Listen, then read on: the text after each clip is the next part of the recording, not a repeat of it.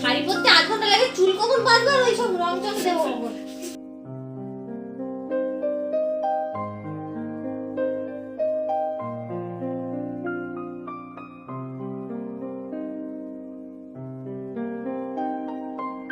সকালে আগেই ঘুম থেকে উঠে চলে এসেছিলাম রান্নাঘরে।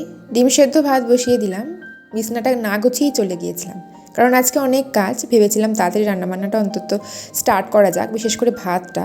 আর শীতের সকাল মানে ব্ল্যাঙ্কেট ভাঁজ করতে করতে তো অর্ধেকটা টাইম চলে যায়। আজকে একটা অনেক বড় কাজ রয়েছে, তোমরা দেখতেই পাবে। তো তার আগে আমি এখন বিছনাটা গুছিয়ে নিয়ে আগে বড় কাজটাকে তো মাথার ভিতর থেকে সরাই, তারপরে হবে অন্য কাজ। তো হ্যালো বন্ধুরা, good morning and welcome back to my channel. আশা করি তোমরা সবাই খুব ভালো আছো, আমিও খুব ভালো আছি।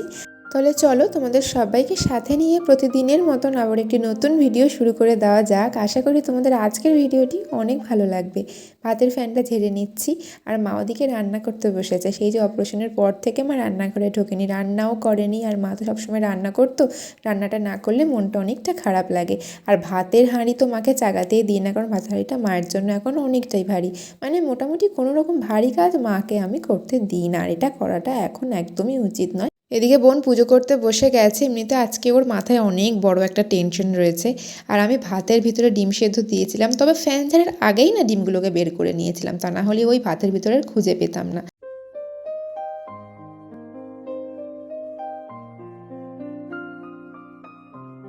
এখন প্রতিদিন সকালের একটা নতুন নিয়ম হয়ে গেছে, মানে গোপালকে যে সকালের টিফিনটা দেওয়া হয়, দুধ আর ওরিও বিস্কুট, সেগুলো আমি আগে প্রথমে খাই, তারপরে কোনো জল খাবার খাই। ওদিকে মায়ের মাছের ঝোলটাও ফুটে গেছে, মানে হয়ে গেছে। তারপরে আমি এখন একটু ব্রোকলি আর ফুলকপিটা ভাজছি।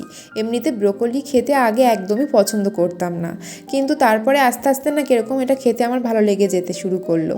ব্রোকলিটা একটু ছোটো বলে সেই যে ফুলকপিটা কিনেছিলাম না ফার্স্ট রান্নার দিন, তো সেটাই ব্রোকলির সাথে আমি এখন ভাজতে বসিয়ে দিয়ে চলে এসেছি। আর এখন বোন এই আলতা পরছে।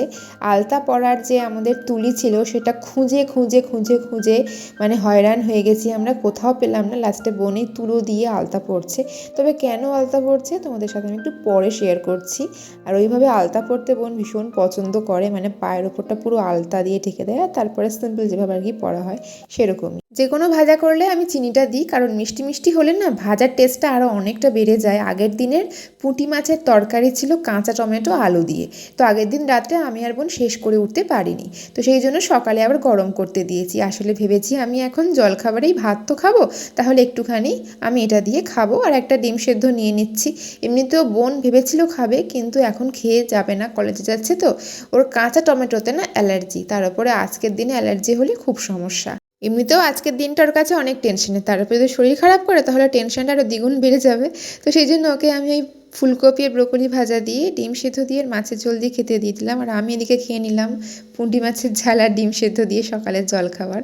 এদিকে নপুরটা পড়েছে আজকেও, আর ভীষণ আওয়াজ নপুরটাতে, এত সুন্দর শুনতে লাগছিল কি বলবো তোমাদেরকে। আর এই যে এই ফুল দুটো কালকেরে কিনে নিয়ে এসেছিলাম রাত্রে গিয়ে, এই দুটো মাত্র 10 টাকা। এত সুন্দর কালার দুটো, মানে 5 টাকা করে এরকম পাওয়া যায় না এখন, বিয়েবাড়িটা নেই বলে সেই জন্য, তা না হলে এক একটা ফুল 20 টাকা করে নিয়ে নেয়। দেখতে পাচ্ছ রেডি হয়ে গেছে। ভাবছো কেন এভাবে রেডি হয়েছে, শাড়িটা কেন এভাবে উঁচু করে পড়েছে? আসলে ওর আজকে কলেজে প্রোগ্রাম রয়েছে। কলেজে যখনই প্রোগ্রাম থাকে ওর টেনশান, মানে কোথা থেকে করবে শুরু সেটাও বুঝতে পারে না, ভীষণ পরিমাণে টেনশান করে। থেকে ওপর থেকে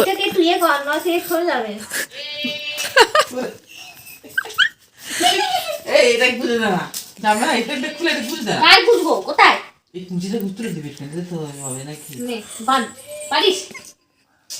তো কি হয়েছে? টাইট ফিটিং পাটু ওপরে করে বাঁধো। টাইট করতে জানো? শিখেছিলে? এবার ইয়া আছে তো, এই তো এইখানে। আমার দেরি হচ্ছে। শাড়ি পরতে 8 ঘন্টা লাগে, চুল কখন বাঁধবো আর ওইসব রং চং দেবো। কোথায় অনেক কষ্ট করে কোমরে সুন্দর করে বেল্টটাকে টাইট করে আটকানো হয়েছে, তা না হলে ভীষণ ভয়ের ব্যাপার ছিল। যদি একবার খুলে যায়, এমনিতে সিল্কের শাড়ি আঁচলটা মানে স্লিপ করে খুলে যাওয়ার খুবই ভয়, সেই জন্য আর কি টাইট করে ওটা আটকে দেওয়া হয়েছে। আর চুলটা বাঁধতে একদমই টাইম লাগেনি, একটু সাইড করে বেঁকিয়ে বেঁধেছি। আর একটু নর্মাল আমি প্রথমে উঁচু করে বেঁধে নিয়েছিলাম, দেখলে তোমরা গার্ডার দিয়ে, তারপরে চুলটা পেঁচিয়ে দিয়েছি। এরকম কাঁটাগুলো কালকে পেয়েছিলাম ফুল কিনতে গিয়ে, খুব সুন্দর ভালোভাবে টাইট হয়। আর মাথায় না লাগে না এই কাঁটাগুলো গুঁজলে, কারণ দেখলাম যে কাঁটাগুলোর মাথাগুলো কি সুন্দর গোল গোল করা, বেশ ভালো।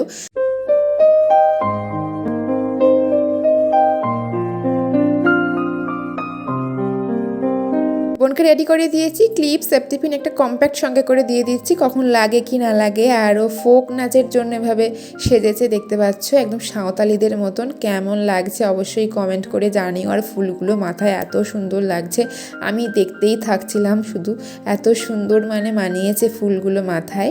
তো এখনই বেরিয়ে যাচ্ছে, এখন প্রায় বাজে 1:30।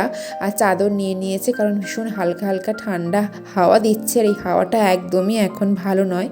কোনো নাচের প্রোগ্রাম থাকলেই হয়েছে, সব জিনিসপত্রগুলোকে বের করি, আর কোনটা কি লাগবে বুঝতে পারি না, আর তারপরে জঙ্গল হয়ে যায়। তারপরে সেগুলোকে গোছাতে গোছাতে তো একটা সময় লাগেই, আর তারপরে গুছিয়ে তাড়াতাড়ি উঠতেই পারি না। আর এই যে তাড়াহুড়ো করে এখানে সেখানে সব ঢুকিয়ে রাখছি, আমার কাজের সময় তখন আমি আর সেগুলোকে কিছুতেই খুঁজে পাই না, তখন আমার হয় আরেকটা সময় নষ্ট।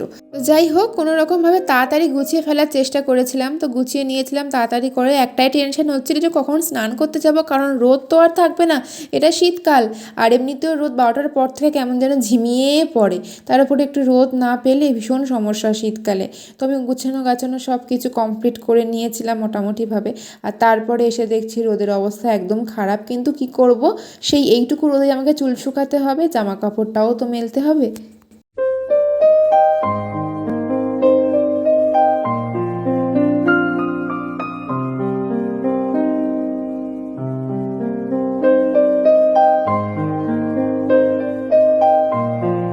সবাইয়ের মনে হয় খেয়ে দিয়ে এক ঘুম দেওয়া হয়ে গেল, আর আমি এসছি এখন ছাদে চুল শুকাতে, রোদ পোহাতে। তাহলে বলো, এখন বাজে 3:15 মতন।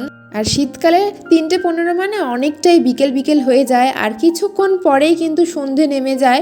তার উপরে এমন সুরসুর করে হাওয়া দিচ্ছে, ছাদে থাকতেও ইচ্ছে করছে না। দেখতে পাচ্ছ কটা বাজছে, এত বেলায় খেতে বসে আর ইচ্ছা করে না যে তরকারিগুলো আরেকবার গরম করি। কি করব, খুব ঠান্ডাও হয়ে যায় ভাত তরকারিগুলো, তো আমি এই অবস্থাতেই খেয়ে নিই।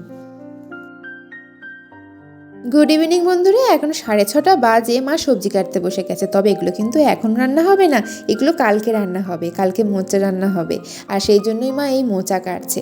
আর আগের দিনের তরকারি কেটে রাখলে সকালে তাড়াতাড়ি রান্না হয়। বাঁধাকপিও মা কেটে নিয়েছে, এখন আমি সন্ধে দিয়ে নেব।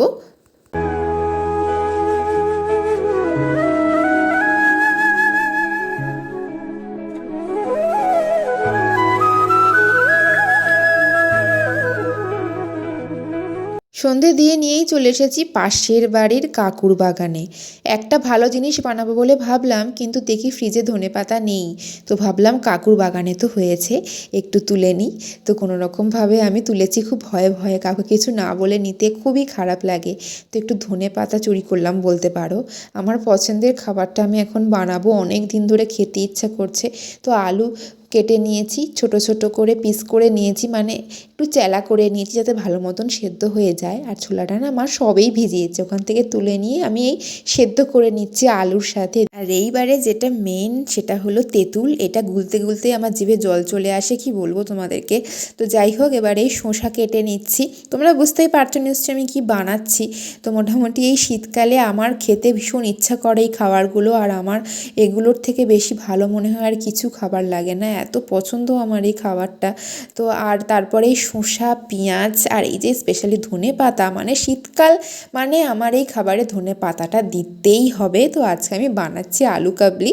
শীতকালে আলু কাবলিতে ধনেপাতা না দিলে বলতে পারো একদম জমে না। তো ধনেপাতা চুরি করে আমি আমার পছন্দের ভালো লাগার খাবারটা আজকে তৈরি করছি। এটা বেশ একটা মজার ব্যাপার, তবে একটাই খারাপ লাগছে যে কাকুকে না বলে নিলাম। তো যাই হোক, আর বেশি কিছু ভাববো না, এবার আলু কাবলিটা মাখাতে হবে, তা না হলে ওইসব ভাবতে ভাবতে আলু কাবলিটা ভালো করে মাখানোই হবে না। তো যা যা মশলা আছে সব দিয়ে নিয়েছি, জমিয়ে টক জল ঢেলে নিলাম আর একটু মটরশুঁটিও দিয়েছি। আর তারপরে তো দেখলে শসা, পেঁয়াজ, টমেটো এগুলো তো রয়েইছে, একটাই কাঁচা লঙ্কা দিয়েছি। তো মোটামুটি আলু কাবলি রেডি করা হয়ে গেছে।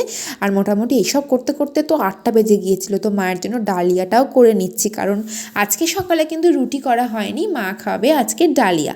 ভাত তো মা রাতে করে খায় না। আর এটা খেতে এতটাই ভালো হয়েছিল কি বলবো তোমাদেরকে, আলু কাবলি খেতে খেতে না শেষ হয়ে যায়, এই ব্যাপারটা আমি কিছুতেই মানতে পারি না। ভাবি আরেকটু যদি থাকতো আরও কিছুক্ষণ বসে বসে আমি খেতাম। যাই হোক, আলু কাবলি খেটে নিয়ে এখন এই শাড়িটা ভাঁজ করে রাখবো। বোনেটা পরে তো নাচ করেছিল, কালকে একেবারে রোদে দিয়ে তারপরে তুলবো। এমনিতেই বোন শাড়িটা পরেছিল কয়েক ঘন্টার জন্য, তারপরে আবার উঁচু করে পরেছিল, একদমই তো নোংরা হয়নি। তো ভাবলাম কাচার কোনো দরকার নেই। শাড়িটার কালার কম্বিনেশনটা কেমন অবশ্যই কমেন্ট করে জানাতে হবে। আর হ্যাঁ, শাড়িটার কি নাম তোমরা কি জানো? জানলে কিন্তু আমাকে অবশ্যই বলো। হ্যাঁ, আর বোনের কলেজের প্রোগ্রাম তোমাদের সঙ্গে শেয়ার করবো না, এটা কি হতে পারে বলো? বোন লম্বা করে ভিডিও করে এনেছিল, তো তাই সেভাবেই আমি তোমাদের সঙ্গে শেয়ার করলাম। আর বোন নাচ করেছিল পিন্ধারে পলাশের বোন। তবে গানটা শেয়ার করতে পারলাম না, ওই একটাই কারণ, কপিরাইট ক্লেম খাবো তাই।